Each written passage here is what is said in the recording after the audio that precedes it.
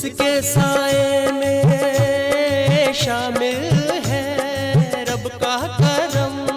कोशाए आफियत, कोशाए आफियत, ऐ परिंदो मुबारक हो नीला गगन। और भौरों को महका हुआ यह चमन, और भौरों को महका हुआ यह चमन। जो जहाँ भी थके डगमगाए कदम। कोशाए आफियत, कोशाए आफियत, कोशाए आफियत प्रेमाशरम। कोशाए आफियत प्रेमाशरम। कोशाए आफियत, कोशाए आफियत, कोशाए आफियत, कोशाए आफियत। ये रोना धोना बंद कर। कैसे छोड़ दूं? तुम घी के लिए लड़े तो बेटा दूध के लिए लड़ाया। दरोगा साहब, ये लोग किसान नहीं है, शैतान है शैतान। देखा, वादा करके नहीं आए। तो कोई जासूस है क्या? नहीं नहीं, मैं जासूस नहीं हूँ साहब।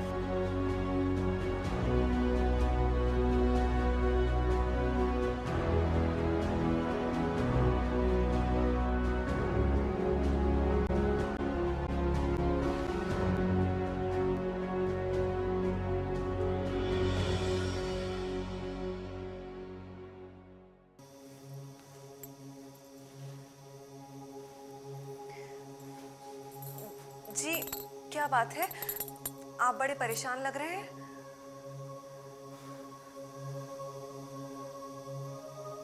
राय साहब की फिजूल खर्चियां बढ़ती ही जा रही हैं और मुझे पता चला है कि जागीर पर कई लाख का कर्ज भी चढ़ गया है, फिर भी दौलत लुट रही है।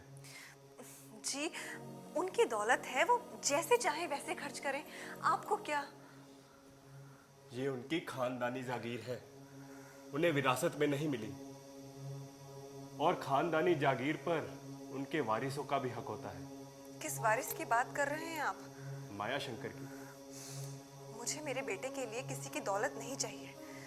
जो भी उसकी किस्मत में होगा उसके बाप दादा की जायदाद से उसे मिल जाएगा, बस। तो क्या नाना की जायदाद यूं ही तबाह हो जाएगी? और ऊपर से शादी का ख्याल। पता नहीं राय साहब को क्या हो गया है। देखिए अभी मुझे ऐसा कुछ नहीं लगता, और अभी भगवान के लिए आप भी सो जाइए। कल सुबह मैं आपको दीदी की बनाई हुई पेंटिंग्स दिखाऊंगी, पर अभी सो जाइए।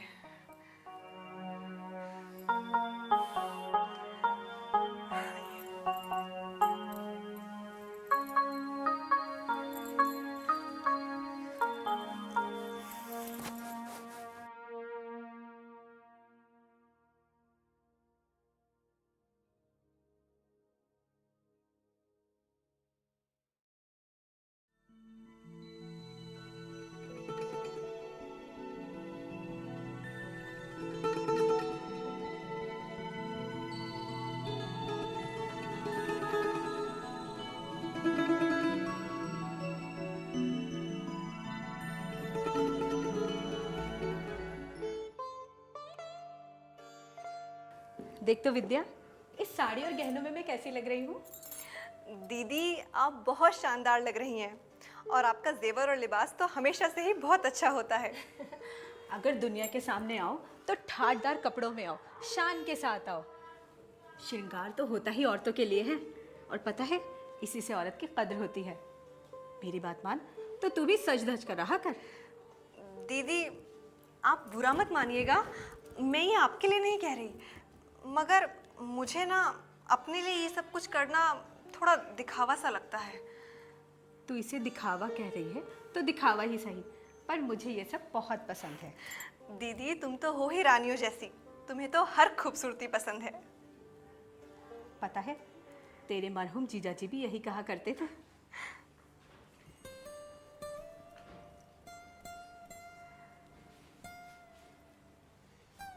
अरे वाह, आपकी तस्वीर तो बहुत उम्दा है। ताज़ा ताज़ा खिंचवाई लगती है, पुरानी नहीं लगती। हाँ, बस कुछ अर्सा पहले ही लंदन से एक फोटोग्राफर आया था, बस उसी का कमाल है। अरे ये कमाल तो आपका है। जी जी अभी आई। मुझे बाबूजी बुला रहे हैं, मैं अभी आती हूँ।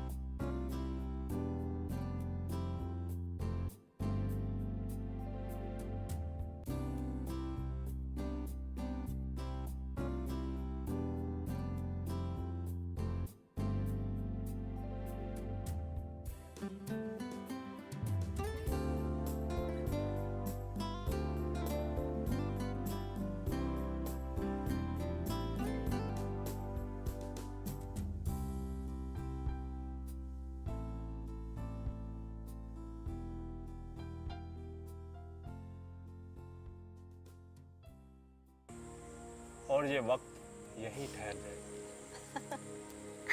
आपके अंदर जिंदगी जीने का भरपूर जज्बा है। जिसने जीने का ख्याल छोड़ दिया वो जिंदा ही कहाँ रहा। आपकी बातों से जिंदगी के लुत्फ का ख्याल आता है, जिससे मैं आज तक बेगाना रहा। जमींदारे का काम जिम्मेदारियों का है, लुत्फ का नहीं। आप भी ये महसूस करते हैं, यही कैफियत मेरी भी है। अच्छा, आप ये बताइए कि आप जिंदगी के बारे में क्या समझती हैं? सोच में सादगी रहे, अमल में जिंदा दिली। बस यूं कहिए, जिंदगी जिंदा दिली का नाम है, मुर्दा दिल क्या खाक जिया करते हैं। आपकी सोहबत में तो जाने कब से किताबों में पढ़े हुए शेर याद आने लगे। जरा गौर फरमाइएगा, ये बज़्मे मैं है या कोताह दस्ती में है महरूमी, जो बढ़कर खुद उठा ले हाथ में मीना, उसी का है।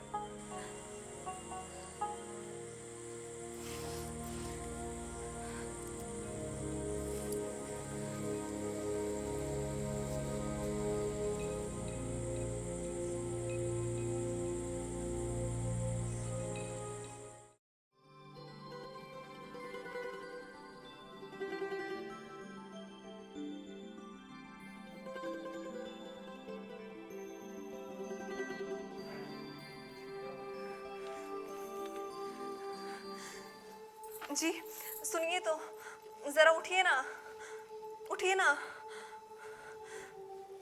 क्या बात है? जी दीदी रात को गोरखपुर चली गई। गोरखपुर चली गई? जी हाँ, और ये खत मेरे लिए छोड़कर गई है। खत छोड़कर गई है? जी। अच्छा, जरा पढ़ो तो क्या लिखा है। जी, मेरी प्यारी बहन, मालूम नहीं था कि इन हालात में मुलाकात होगी। तुम लोगों के साथ अच्छा वक्त गुजरा, भैया का गम भी बढ़ गया। कुछ दिनों के लिए जमींदारी की उलझनों को भूल गई। गोरखपुर से ख़त पे ख़त आ रहे थे। मेरा मुख्तार ख़ास यूँ तो ईमानदार है, मगर वो भी परेशान है। मेरा फ़ौरन वहाँ जाना बहुत ज़रूरी है। बाबूजी जाग रहे थे तो उनसे इजाज़त ले ली। तुम लोगों को सोते से नहीं उठाया। वक्त मिले तो मेरे पास गोरखपुर ज़रूर आना। बाबू और माया का ख्याल रखना। तुम्हारी दुआ गो, गायत्री। क्या हुआ जी? आप थोड़े परेशान लग रहे हैं और आपको इतना पसीना क्यों आ रहा है? नहीं नहीं, वो तो बस थोड़ी गर्मी लग रही थी। मैं भी यही सोच रहा था कि आखिर तुम्हारी दीदी को हुआ क्या। कल तक तो कोई परेशानी नहीं थी। खैर, कुछ हुआ होगा तभी चली गई। यही तो जी, कल तक तो कितना खुश थी और अचानक गोरखपुर को लेकर परेशान हो गई। हाँ, अचानक ख्याल आया, तुम्हें खत लिखा और तुमसे मिले बिना चली गई। जी, मुझे तो कुछ भी समझ में नहीं आ रहा। आप ही कुछ बताइए ना। आपको दीदी का ये रवैया कुछ अजीब सा नहीं लगता? मुझसे बगैर मिले तो वो जा ही नहीं सकती थी, फिर क्यों चली गई वो? मैं क्या बता सकता हूं? तुम्हारी दीदी थी, तुम्हें ही पता होगा। ईश्वर जाने क्या हुआ है। अचानक कौन सा दुख आ गया कि दीदी हमसे भी कुछ नहीं कह पाई और यूं चली गई। मैं उनका दुख समझता हूं। जवानी में बेवा हो गई। इतना बड़ा जमींदारा है, लाखों का मामला है और कोई औलाद भी नहीं। जी, उनसे बहुत कहा कि अभी जवान हो, दूसरी शादी कर लो, मगर वो राजी ही नहीं होती। और आपके बाबूजी बूढ़े मुंह मुहासे इस उम्र में जवानी के मजे लेना चाहते हैं। दूसरी शादी के लिए पंडित बुलाए बैठे हैं। जी, आप भी ना हर बार उन्हीं का जिक्र लेकर बैठ जाते हैं। मैं उनसे बात करूंगा। आखिर विरासत का मामला है।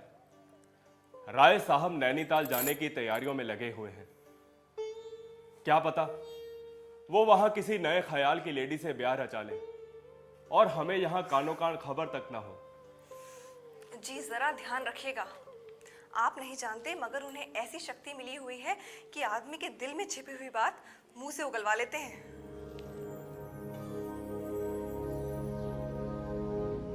ओम नमः शिवाय। ओम नमः शिवाय। ओम नमः शिवाय।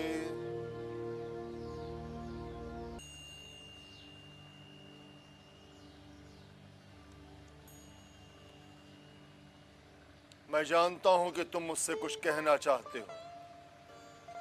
मैं फुर्सत में हूं, कहो। मैं तो बस आपसे ये पूछना चाहता कि आप नैनीताल कब जा रहे हैं? ज्ञान बाबू, मुझसे ही उड़ने लगे। देखो, तुम्हारी निगाहें कुछ और कह रही हैं और तुम्हारी जबान कुछ और कह रही है। मैं इसे पसंद नहीं करता। मैं आपस में साफ दिली चाहता हूं। पूछना तो चाहता हूं, लेकिन झिझक रहा हूं। डर है कि कहीं आप मुझे खुद गर्ज ना समझ लें। ऐसा नहीं कि इसमें मेरी कोई गर्ज नहीं, लेकिन कहीं आप मेरी इस बदगुमानी का बुरा ना मान जाए।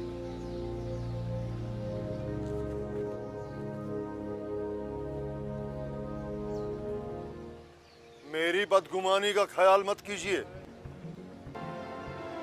मेरी तो सारी उम्र ही बदगुमानी की हवाओं में गुजरी। मैं बड़ी अजीब किस्मत का आदमी। लोग मेरी कहनी और कथनी में फर्क समझते हैं। माफ कीजिएगा, पर मैं ऐसा नहीं सोचता। तुम नहीं, बहुत से लोग बदगुमानी करते हैं और मैं उनकी बदगुमानी का आदी हो गया। किसी जमाने में लोगों ने मुझसे ईसाई कहा, किसी ने नास्तिक, किसी ने अघोरी, किसी ने अंग्रेजों के सरकार का दोस्त और किसी ने रियाया का दुश्मन कहा।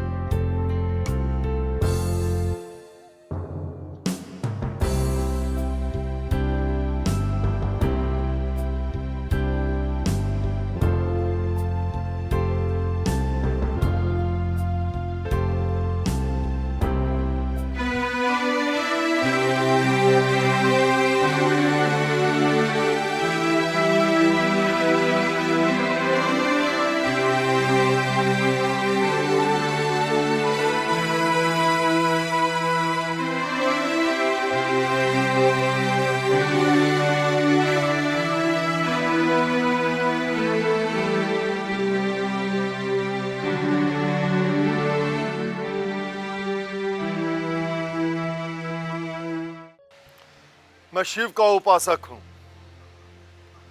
जहर को शरबत की तरह पीता हूं। इस प्याले में संख्या के कुश्ते का हलवा है, जो मेरे लिए साग सब्जी जैसा है। यह गर्म चादर इसलिए ओढ़ रखी है कि गर्मी ही गर्मी को मारती है, पर लोगों में इसके लिए भी अफवाहें बनती हैं। मैं यहाँ किसी अफवाह की बिना पर नहीं आया हूँ। आपके इरादे से मेरा करीबी ताल्लुक है। कोई भी फैसला करने से पहले आप मुझे कुछ कहने का मौका दीजिए। ज्ञान बाबू फिर से उड़ने लगे?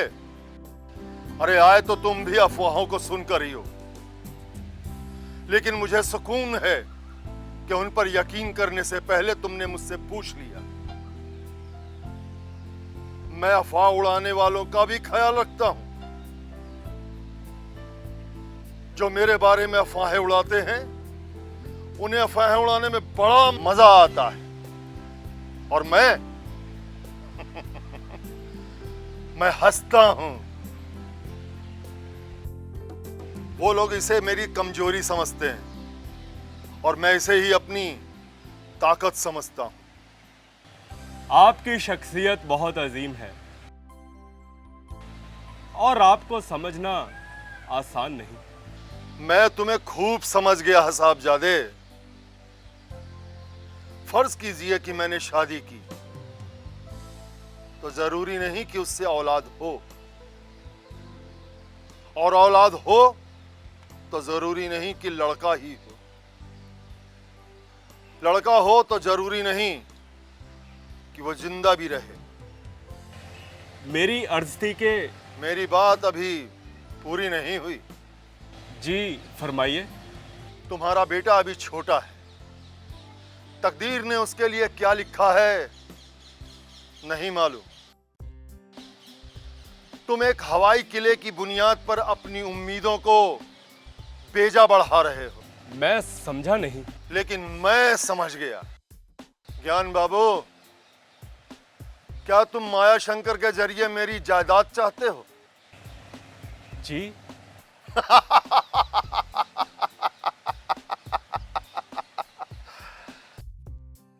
आप कुछ कह रहे थे? यही कि मेरे बारे में बेकार ख्यालात अपने दिल से निकाल दीजिए, क्योंकि मैं तदबीर से ज्यादा तकदीर को मानता हूं।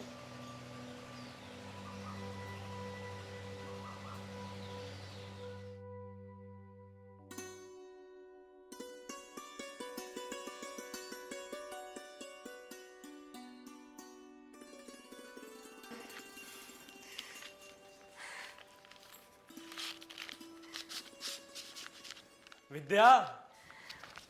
जी, क्या बात है, बहुत खुश लग रहे हैं। मुझे यकीन हो गया है कि राय साहब दूसरी शादी नहीं करेंगे। दिल से बोझ उतर गया। ईश्वर करे कि तुम्हारे बाबूजी की उम्र लंबी हो, लेकिन उनके बाद उनकी जायदाद का इकलौता वारिस, उनका नवासा यानी कि हमारा बेटा माया शंकर ही होगा, जो कि दुनिया का दस्तूर है। हाँ, अगर राय साहब दूसरी शादी कर लेते और उनके बेटा हो जाता तो हम कुछ नहीं कर सकते थे। अब सब ठीक है। जी, एक और खुशी की खबर है। अच्छा? आप सुनेंगे ना तो आपका दिल बाग बाग हो जाएगा। आज तो दिन ही खुशियों का है। बताओ। ये लीजिए खुशी की खबर। खत? पढ़िए ना।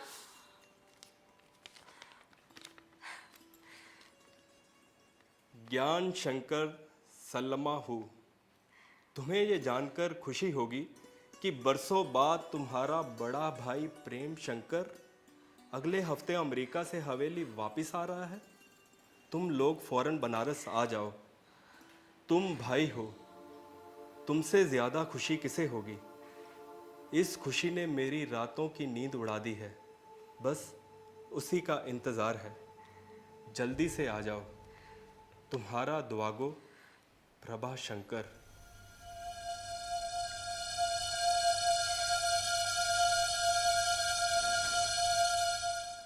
क्या हुआ जी? आप चुप क्यों हो गए? खबर तो खुशी की है, मगर फिक्र तो होती है ना। प्रेम भैया आएंगे, उनका इस्तेकबाल होगा, हवेली में जश्न भी होगा। मगर सोचता हूं कि इतने सालों में प्रेम भैया कहीं बदल ना गए। कैसी बातें करते हैं आप? बदल क्यों जाएंगे? पराये थोड़ी ना है, आपके अपने बड़े भाई हैं।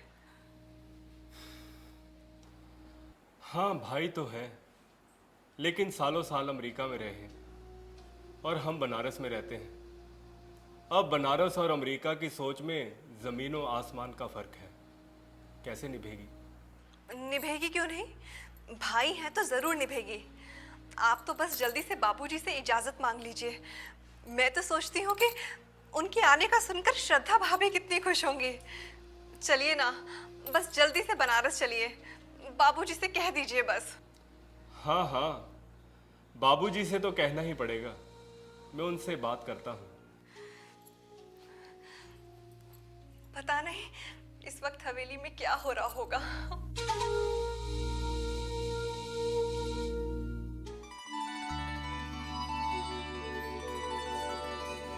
मन की आंखें खोल बाबा, मन की आंखें खोल। मन की आंखें खोल बाबा, मन की आंखें खोल। कुछ समझे? आप ही की बंद है, आप ही खोलिए अपनी आंखें। तुम तो मंदिर में भी झगड़ा करती हो। दुआ कीजिए जी कि प्रेम खैरियत के साथ हवेली में पहुंच जाए। बहुत लंबा सफर है। ईश्वर ने चाहा तो सब अच्छा हो जाएगा। हाँ जी, हवेली के अच्छे दिन लौट आएंगे। हमारी श्रद्धा का घर भी आबाद हो जाएगा। हाँ, श्रद्धा बेटी, चलो पूजा शुरू करो।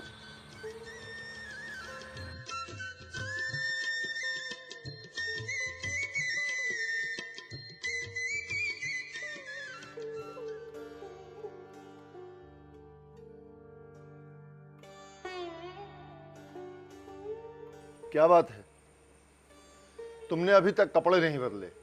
क्लब नहीं चलोगे क्या? जी नहीं, आज क्लब जाने का मन नहीं है। अरे चलो भाई, बहुत अच्छा बैंड आ रहा है और हवा भी बहुत अच्छी चल रही। नहीं नहीं, मुझे माफ कीजिए। कोई खास बात? क्या मामला है? आज तुम कुछ उदास लग रहे हो।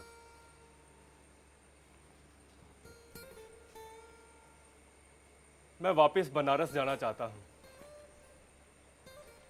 मेरे बड़े भाई प्रेम शंकर, जो काफी दिनों से लापता थे, वो वापस बनारस आ रहे हैं। उनके पहुंचने से पहले मैं बनारस पहुंचना चाहता हूं। ये वही हैं जो अमेरिका चले गए थे? जी हाँ। कैसे आदमी हैं? उनके बारे में मैं क्या कह सकता हूँ। ये तो उनके आने पर ही पता चलेगा कि क्या तब्दीली हुई है। जब इतने सालों में उन्होंने कोई खत नहीं लिखा, तो साफ जाहिर है कि उनके दिल में भाई के लिए मोहब्बत नहीं। मैं आपसे कुछ छुपाना नहीं चाहता, मगर उनके आने से मेरे सारे मंसूबे खाक में मिल जाएंगे। शायद तुमने अपने चाचा साहब से तो बंटवारा कर लिया था ना? जी हाँ, मैंने ही चचा को मजबूर किया था और बंटवारा भी मेरे ही हक में हुआ था। अगर दोबारा बंटवारा हुआ तो मैं बर्बाद हो जाऊंगा। मेरा किया धरा सब अकारत हो जाएगा।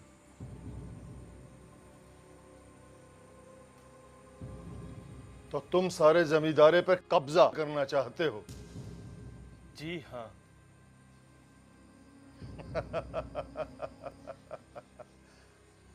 आप क्या कह रहे थे?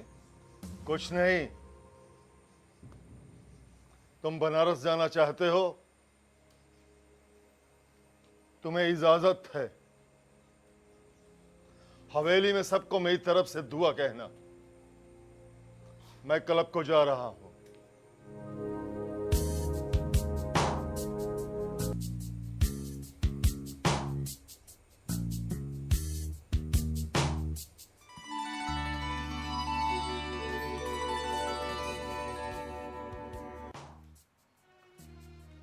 ज्ञान, मैं मरा नहीं। मैं हूं मरहूम जटाशंकर का बड़ा बेटा।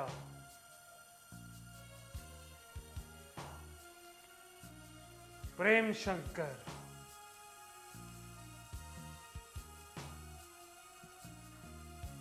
क्यों मरकर जिंदा हो गए? तुमने मुझे भले ही मरा हुआ समझ लिया हो, मगर मैं जिंदा हूं। इसी जन्म में तुम्हारे सामने खड़ा हूं, जमींदारे का आधा हकदार। पूरा हिसाब लेकर रहूंगा तुमसे, अपना हक नहीं छोड़ूंगा। वो हक तो आप 7 समंदर पार अमेरिका जाकर खो बैठे। दुनिया का कोई भी कानून मुझसे मेरा हक नहीं छीन सकता।